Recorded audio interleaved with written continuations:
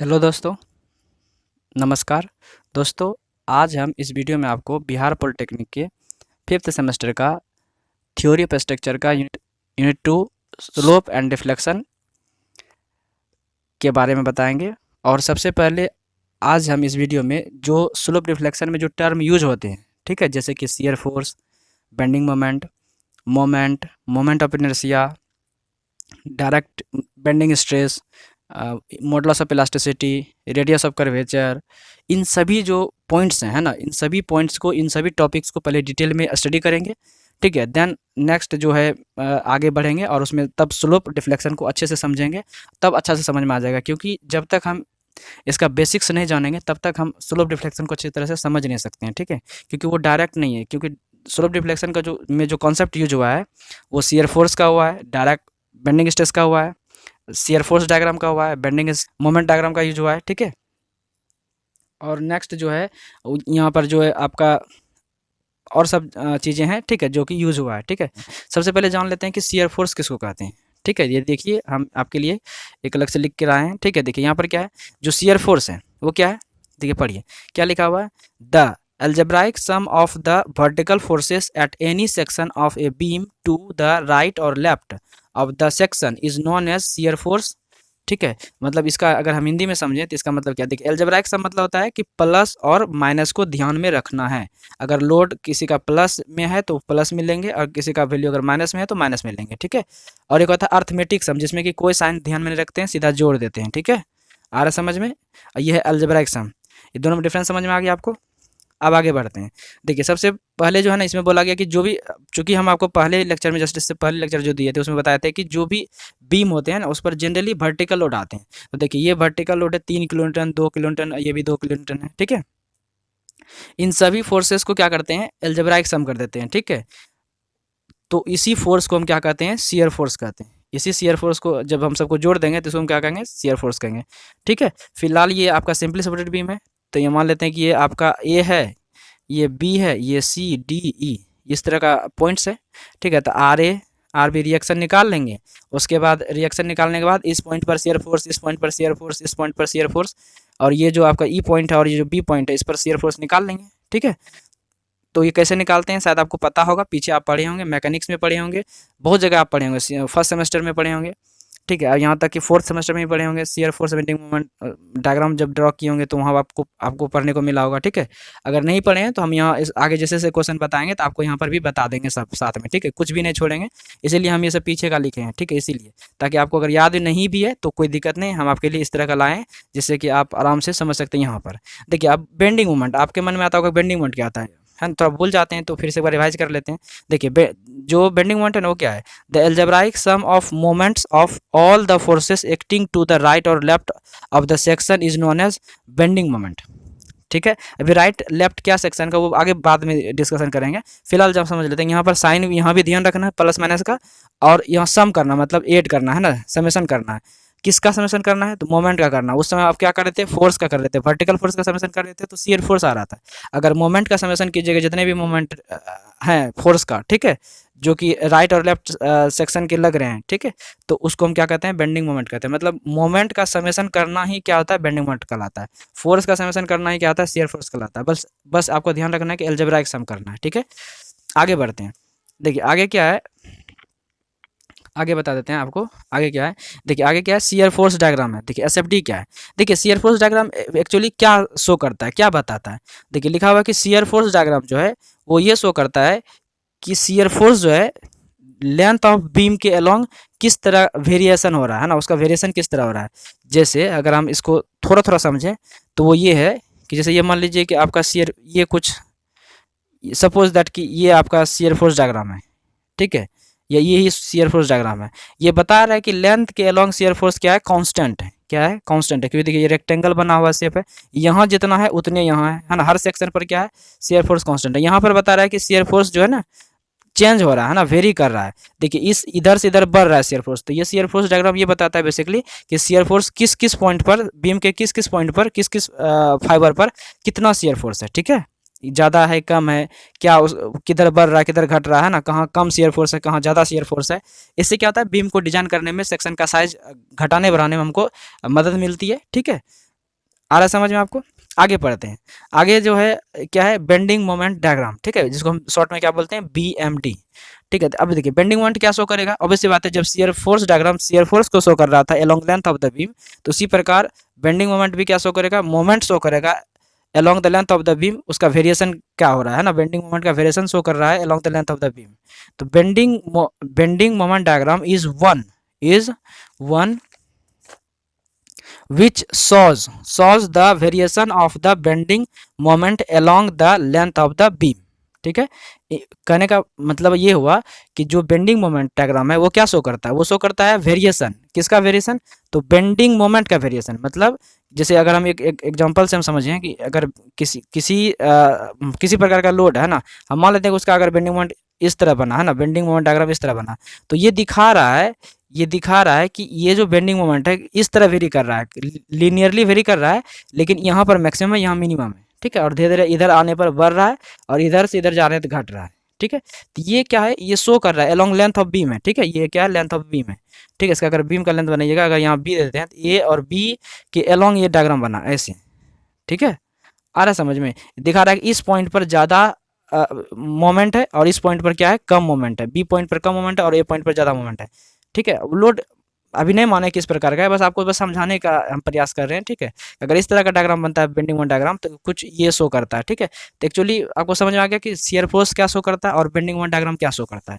ठीक है, आशा करते हैं आपको ये समझ में आया होगा। ठीक है, बेसिकली ये था। अब जो है इसमें कुछ और पॉइंट्स है, ठीक है, उसको भी हम देख लेते हैं। अब एक आता है कि बेंडिंग स्ट्रेस क्या होता है, जिसको हम सिग्मा बी से डिनोट करते हैं। ठीक है, वो क्या होता है, देखिए the stresses induced by the bending moment are called bending stresses. ठीक है, मतलब बेंडिंग स्ट्रेस क्या है, बेंडिंग स्ट्रेस वो स्ट्रेस है जो बेंडिंग मोमेंट के द्वारा इंट्रोड्यूस होता है। ठीक है, मतलब ये हुआ कि अगर कोई लोड लगा, ठीक है, कोई बीम है, इस पर लोड लगा, जैसे सिंपली सपोर्टेड, देखिए ये आपका सिंपली सपोर्टेड बीम है, इस पर लोड लगा, ये इसका शेप इस तरह हो गया। ठीक है, जिसको हम डिफ्लेक्टर कर्व कहते हैं या फिर इलास्टिक कर्व कहते हैं। तो यहाँ पर क्या हो रहा है कि ये जो लोड की वजह से क्या हो रहा है कि ये सेक्शन में क्या हो रहा है, स्ट्रेस आ रहा है। ठीक है, क्या आ रहा है, स्ट्रेस आ रहा है, किसकी वजह से, लोड की वजह से। ठीक है, ये लोड क्या कर रहा है, बेंडिंग मोमेंट डेवलप कर रहा है। इन सेंस कहें कि ये सीधा सीधा कि बेंडिंग मोमेंट की वजह से इस सेक्शन में क्या आ रहा है, स्ट्रेस आ रहा है, जिसको हम क्या कहते हैं, बेंडिंग स्ट्रेस कहते हैं। ठीक है, आगे बढ़ जाते हैं कर्वेचर का। तो कर्वेचर क्या होता है, एक्चुअली कर्वेचर जो होता है ना 1/r होता है, याद रखिएगा। कर्वेचर जो होता है क्या होता है, 1/r होता है। जैसे ये सर्कल है, सर्कल का रेडियस होता है ना, तो इसी रेडियस को हम क्या कहते हैं, कर्वेचर कहते हैं। एक्चुअली इसको रेडियस ऑफ कर्वेचर कहते हैं। कर्वेचर जो है 1/r होता है, और जो r होता है ना उसको हम कहते हैं रेडियस ऑफ कर्वेचर, जो कि क्या होता है फॉर्मूला उसका, IE/m। कैसे आया, आई होता है और क्या होता है, एक m/i होता है, और क्या होता है, सिग्मा/y बराबर E बाय क्या होता है, E/r होता है। ठीक है, तो इस दोनों को आप जब कंपेयर कीजिएगा तो आपका जो है कि यहाँ पर चीज़ें क्लियर हो जाएगी। ठीक है, तो आगे जैसे जैसे बढ़ेंगे तो r है ना, अब r लिखिएगा तो ऑब्वियस सी बात है, जब हम r लिखेंगे तो क्या हो जाएगा बताइए, तो है ना, r लिखेंगे तो क्या हो जाएगा, ये ई गुना हो जाएगा ना, IE गुना हो जाएगा, अब बट्टा क्या हो जाएगा, m हो जाएगा, बराबर r हो जाएगा। ठीक है, तो सॉल्व कर लीजिए तो आपको ये समझ में आ गया होगा। ठीक है, आया समझ में? देखिए ये m/i है ना, ये E/r है ना। अब क्या करना है, हमको r चाहिए ना। अब सोचिए r चाहिए तो इसको मल्टीप्लाई कर देंगे। ये चूंकि कोना कोनी होता है, गुना होता है ना, इसके से गुना होता है ना, तब ये r के बगल में m आ जाता है तो m नीचे चल जाता है, तो जो भी r के बगल में होगा वो कहाँ चल जाएगा, नीचे चल जाएगा। ये बेसिक साइज जानते होंगे आप सब। ठीक है, इसमें कोई बड़ी बात नहीं है। आगे बढ़ते हैं। जो मोमेंट ऑफ इनर्शिया है उसको हम I से डिनोट करते हैं। अच्छा, मोमेंट ऑफ इनर्शिया क्या है, अगर आपसे पूछा जाए क्या है मोमेंट ऑफ इनर्शिया, देखिए एक्चुअली क्या है कि the moment of a force about A point is the product of force and perpendicular distance between the point and line of action of the force, उसको हम मोमेंट कहते हैं। Actually moment of force क्या है, moment क्या है, moment क्या है, फोर्स इनटू परपेंडिकुलर डिस्टेंस। जैसे मान लीजिए कि ये आप थोड़ा समझिए, यहाँ लोड लग रहा है, हम इस पॉइंट के अबाउट मोमेंट निकाल रहे हैं, ये P है, ये डिस्टेंस x है, तो हम क्या कहेंगे, मोमेंट अगर इस अबाउट के ए के अबाउट निकालेंगे, मोमेंट एट ए है ना, तो क्या हो जाएगा, फोर्स आपका जो है ये एक, मान लीजिए एक कोई एक सेक्शन है, ठीक है, जिस पर लोड यहाँ लग रहा है इस इंड पर, ठीक है, और ये P है, और इस पर हम निकालना चाह रहे हैं। ठीक है, इस वाले सेक्शन में क्या करना चाह रहे हैं, ए पर क्या चाह रहे हैं, मोमेंट निकालना चाह रहे हैं, तो क्या होगा, फोर्स इनटू परपेंडिकुलर डिस्टेंस, ये इसी को क्या कहते हैं, मोमेंट कहते हैं। ठीक है, और इसको हम कहते हैं, this is called first moment of force. क्या कहते हैं, this is called first moment of force. ठीक है, नेक्स्ट अब आ जाते हैं हम सब moment of moment of force. ठीक है, इसको हम कहते हैं सेकेंड मोमेंट ऑफ फोर्स, या इसको कहते हैं हम मोमेंट ऑफ इनर्शिया, एम आई से डिनोट करते हैं या आई से डिनोट करते हैं। ठीक है, एक्चुअली ये सब नाम एक ही है, मोमेंट ऑफ द फोर्स ये बोलिए, या फिर ये बोलिए कि सेकंड मोमेंट ऑफ फोर्स, या ये बोलिए कि मोमेंट ऑफ इनर्शिया, जिसको हम एम आई से डिनोट करते हैं या आई से। ठीक है, तो कैसे निकलेगा, क्या बोला कि सेकंड मोमेंट मतलब एक बार और डिस्टेंस से मल्टीप्लाई कर देना। ठीक है, जैसे ये डिस्टेंस से तो है ना, एक बार और डिस्टेंस से मल्टीप्लाई कर देना है। ठीक है, तो मोमेंट ऑफ इनर्शिया निकल जाता है P इंटू एक्स स्क्वायर। ये तो पहले से मोमेंट है ही, मोमेंट में अगर डिस्टेंस से मल्टीप्लाई कर देंगे तो मोमेंट ऑफ इनर्शिया निकल जाता है। ठीक है, उसका कुछ फॉर्मूला ये होता है समेशन ऑफ, जैसे कि ये A1 R1 का स्क्वायर प्लस A2 R2 का स्क्वायर प्लस A3 R3 का स्क्वायर। ठीक है, और इसका unit metre power 4 centimetre power 4 और mm पावर 4 होता है। और इसको जैसे जनरली हम क्या लिखते हैं, समेशन ऑफ AR स्क्वायर। ठीक है, देखिए ये सब आप बेसिक सब मैकेनिक्स में पढ़े होंगे। ठीक है, इस वहाँ से हम बस आपके लिए बस ये रिवीजन के लिए हम आपके लिए ला दिए। ठीक है, कि मोमेंट ऑफ इनर्शिया क्या होता है।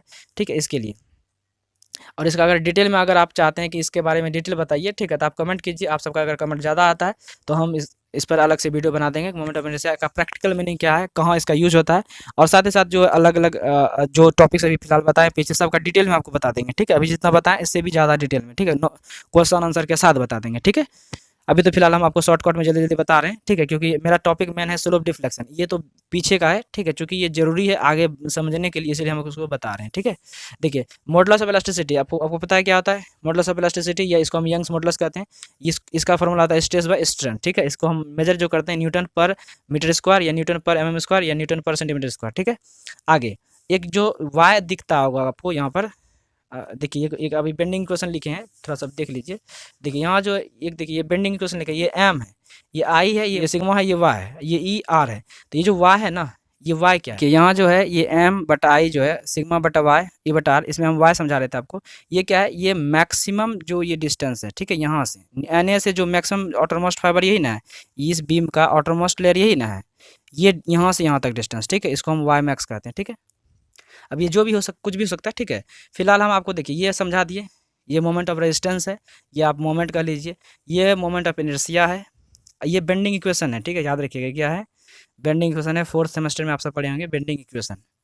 ठीक है, इसका प्रूफ भी होता है। फिलहाल हम यहाँ प्रूफ नहीं कर पा रहे हैं, क्योंकि ये हम मेरा जो टॉपिक आपको शुरू में बता दिया स्लोप रिफ्लेक्शन है, सिर्फ ये रिवीजन के लिए। अगर आपका इस पर भी कमेंट होगा कि इसको प्रूफ सर बताइए इसका, ठीक है, अगर ज़्यादा कमेंट होता है तो हम इसको भी प्रूफ बता देंगे। ठीक है, कोई दिक्कत नहीं। आप सबके मैंने जो टॉपिक है, जो क्वेश्चन है, जिस पर लेक्चर चाहते हैं, जिस भी सब्जेक्ट पर लेक्चर चाहते हैं, कमेंट कीजिए। ज़्यादा से ज़्यादा अगर कमेंट होता है तो हम उस पर लेक्चर अपलोड करेंगे और आपको बताएँगे। ठीक है, चलिए देखिए ये जो है यहाँ पर क्या है, ये आई मोमेंट ऑफ इनर्शिया बता चुके हैं। ये जो सिग्मा दिख रहा है ना आपको, ये एक्चुअली सिग्मा बी है, कहने का सेंस है ये बेंडिंग स्ट्रेस है। ठीक है, और ये जो वाई है वो तो बता दिया कि ये मैक्सिमम डिस्टेंस है from neutral axis to outermost fibre. ठीक है, और ये जो ई है ये है यंग्स मॉडुलस, और ये आर जो है ये रेडियस ऑफ कर्वेचर है, कर्वेचर नहीं, ये रेडियस ऑफ कर्वेचर। याद रखिएगा, कर्वेचर का मतलब होता है 1/r, रेडियस ऑफ कर्वेचर का मतलब होता है आर, जो कि आई बताए थे अभी जस्ट, मतलब आई ई बटा एम, ये नहीं बताए थे, आई ई बटा एम। ठीक है, आर बराबर, ये इसका पूरा रोल है, आगे बताएंगे। आगे मेरा जो लेक्चर है इसी पर आने वाला है, और इसका बहुत बड़ा रोल है कि जो लोड लगता है, तो जो जैसे ये मान लीजिए बीम है ना, इस पर लोड लगेगा पॉइंट लोड, तो इसका शेप इस तरह बनता है। तो ये इसका शेप किस तरह होगा, मतलब सर्कुलर होगा, नॉन सर्कुलर होगा, स्ट्रेट होगा, क्यों होगा। ठीक है, इस सब का कारण जो है हम आपको बताएंगे नेक्स्ट वीडियो में। ठीक है, इसलिए आप सब निश्चिंत होकर मेरा वीडियो देखिए, पूरा डिटेल में आपको बताएंगे। यहाँ से SSC JEE भी कवर होगा, जो एग्जाम कम्पिटिटिव का होता है वो भी हम कोशिश कर रहे हैं कवर करने का। ठीक है, आप सब देखिएगा लेक्चर, आपको पता चल जाएगा। ठीक है, और बाकी तो आपका सिलेबस तो है ही है, सिलेबस को तो मेन तो सिलेबस से कवर करना है। ठीक है, अलग से भी थोड़ा थोड़ा जो है चीज़ें हम कवर करने का प्रयास करते हैं। ठीक है, चलिए यहाँ पर जो और सब आगे बताते हैं आपको, कि यहाँ पर सबसे पहले आपको बता देते हैं कि हम बेसिकली ये डिस्कस कर लिए कि बेंडिंग मोमेंट क्या होता है, बेंडिंग स्ट्रेस क्या होता है, शियर फोर्स क्या होता है, शियर फोर्स डायग्राम क्या होता है, बेंडिंग मोमेंट डायग्राम क्या होता है। ठीक है, रेडियस ऑफ कर्वेचर क्या होता है, कर्वेचर क्या है, आपके मोमेंट ऑफ इनर्शिया क्या है, मोमेंट क्या है, साथ ही साथ यंग्स मॉडुलस क्या है। ठीक है, ये सब हम जो है अभी जस्ट डिस्कस कर चुके हैं। ठीक है, तो आशा करते हैं कि आपको ये चीज़ें क्लियर हो गई होगी। ठीक है, तो चलिए यहाँ तक वीडियो आपको अगर अच्छा लगा तो आप हमारे वीडियो को लाइक कीजिए, शेयर कीजिए, एंड हमारे चैनल पर अगर यदि आप नए हैं तो आप हमारे चैनल को सब्सक्राइब कीजिए, एंड दोस्तों को भी शेयर कीजिए। यहाँ तक वीडियो देखने के लिए धन्यवाद।